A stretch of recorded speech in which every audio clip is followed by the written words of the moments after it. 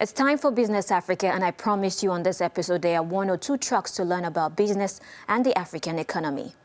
I'm your host, Afolake Onyiloye. On this week's episode of Business Africa, we are assessing the impact of Covid-19 on China-Africa economic relations.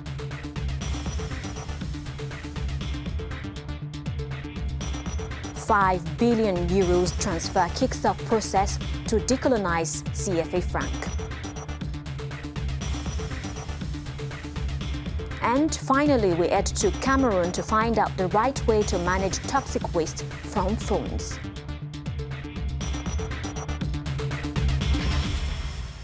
As many parts of the world still grapple with recovering from losses imposed by coronavirus infections and prevention-driven restrictions, it is estimated that Belt and Road project worth over $2.4 billion had implementation hurdles in 2020.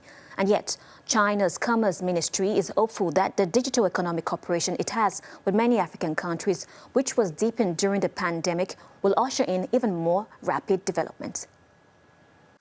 As the impact of COVID-19 began to ease in China, trade with Africa grew. Commerce between China and Africa rose by 26.9% in the first quarter of this year, compared with 2020, according to figures released by China's Customs Authority at the end of April. Two-way trade totaled $52.1 billion in the first 3 months of the year, as most economies eased trade and travel restrictions. And with commodity prices picking up, resource-rich African economies can begin to hope for a boon in 2021 as the Chinese economy continues a strong rebound. But concerns remain. Africa isn't vaccinating fast enough to fully reopen, and that will only make debt stress even worse. China is Africa's largest bilateral official creditor and will likely not be in a mood to underwrite new loans for some time. In the last 1 year, Beijing has provided at least $10.7 billion in global debt relief. Infrastructure projects which were disrupted by the pandemic are also restarting. Trade, infrastructure, debt, and now vaccines will remain a key hallmark of China-Africa ties post-pandemic.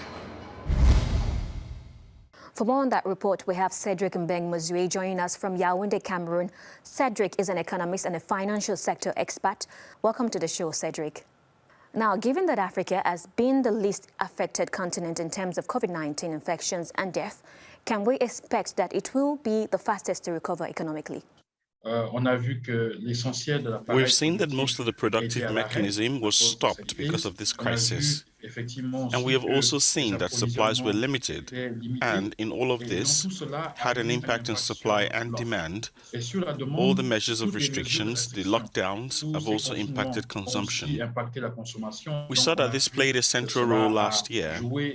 In Africa, it is less than 1%, whereas before 2020, we recorded between 3 and 4% of annual growth. It's going to take several years to get back to roughly the 2019 level. The reality is that if we want robust growth in the long term, if we want Africa, being the least impacted, to be able to respond quickly, we must have economies whose growth engine is made up of endogenous factors, notably industries, especially manufacturing industries that create more jobs and also promote trade between African countries. This is the case of the Continental Free Trade Area and also, of course, strategic partnerships with external partners.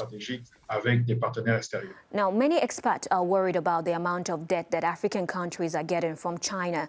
Will African countries grow that financial muscle to repay, or will China write off many as debt burden? Or do you see or foresee a doomsday scenario where economic colonization takes place? Well, the central question is that, in fact, over the decades, we've seen that the composition of African debt has changed a lot. It used to be much more of a concessional debt, a bilateral debt, and more it has become a debt with a significant commercial component, of which we owe a lot to private external commercial partners, also to private banks, and also the debts linked to Eurobonds. So all of this put together. What is, however, a challenge is more in the service of the debt. If we go back to China, it has to be said that China, since the end of the 90s, has become the world's factory, and therefore it has accumulated many trade surpluses. Its trade surpluses allowed it to be a major creditor at the global level, and China for a long time was the first or one of the first investors in American public securities. So the Americans themselves, when they made their budgets, had China in it. They relied on China's resources as an investor. The same thing with the Eurozone. China also finances Africa. There are loans, but here it is not just loans via the market. It is loans on infrastructure projects and also loans indexed on commodities. What is important at the end of the day is to ensure that Chinese loans, like other loans like contracts, are known, visible and clear in these documents. It is also important that the resources brought by the Chinese are well used so that we see the impact on African economies. Thank you so much, Cedric. It's been a pleasure having you on the show. Merci. Welcome back. The Bank of France has reportedly started transferring foreign currency reserves to a tune of 5 billion euros to the Central Bank of West African states. This process is part of the reform, the CFA franc, which was announced in December 2019 by the French and Ivorian presidents. The transfers happen ahead of a summit French President Emmanuel Macron is holding with African countries to discuss the revival of economic fortunes following the coronavirus pandemic. France has begun the process of transferring 5 billion euros to the account of the Central Bank of West African states. This operation is part of the reform of the CFA franc, a currency common to 14 countries on the continent and perceived as a post-colonial instrument by many critics. News of the transfer comes a few days before French President Emmanuel Macron is scheduled to host different African leaders to discuss how to revive their economies following coronavirus-induced slowdowns. Leaders, including the African Union chairperson Faki Mahamat and other G7 and G20 leaders from Europe, are also expected to join the meeting. They will discuss debt relief and financing of the African private sector, among other strategies, to help African economies recover from the pandemic. The reform of the CFA franc, which concerns the Wemu zone, was announced in December 2019 in Abidjan by the French and Ivorian presidents, Emmanuel Macron and Alassane Ouattara. It was in response to criticisms against the currency. The reform also envisages a change of name, the CFA franc becoming the ECHO. It stipulates that, from now on, the Central Bank of West African states is no longer required to deposit half of its foreign exchange reserves with the Bank of France. But some are skeptical about the future. It could also encourage the countries to imagine a less rigid exchange rate regime than the current one, namely the fixed parity between the CFA franc and the euro, maintained by reform. Critics may however argue that this process to decolonize the CFA franc is not real, considering that African leaders are still trooping to European capitals in search of solutions. Smartphones contain up to 46 different materials which are potentially harmful when disposed of in landfills, where they release toxic chemicals into the soil and waterways.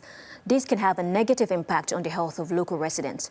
Proper recycling helps to reclaim such materials, repurpose them, and most importantly, reduce the need to mine virgin materials. Let's take a trip to Cameroon, where an NGO is paving the way for e-waste collection. In Cameroon, where the use of computers and mobile phones is booming, NGO Fondation Camerounaise de la Terre Vivante collects and recycles defective and abandoned devices from repairers for around 10 euros per kilogram of waste containing dangerous substances in an initiative to fight digital pollution in the capital, Douala. We appreciate the fact that they come to collect the waste, because it really helps us to not pollute the environment. And we're proud of them, and we hope that they continue to do so, because the waste clutters us, and when we throw it in the rubbish bins, there are children who play with it, and there are people who set fire to it, and this also pollutes the air.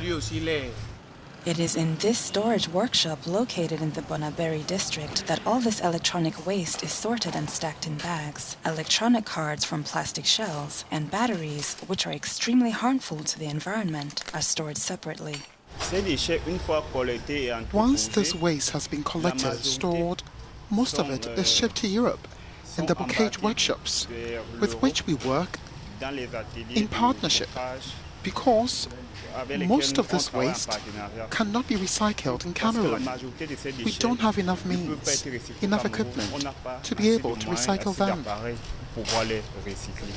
This waste is transported in containers and taken to France, received by companies which specialize in electronic waste recycling, with the ultimate goal of manufacturing new mobile phone equipment.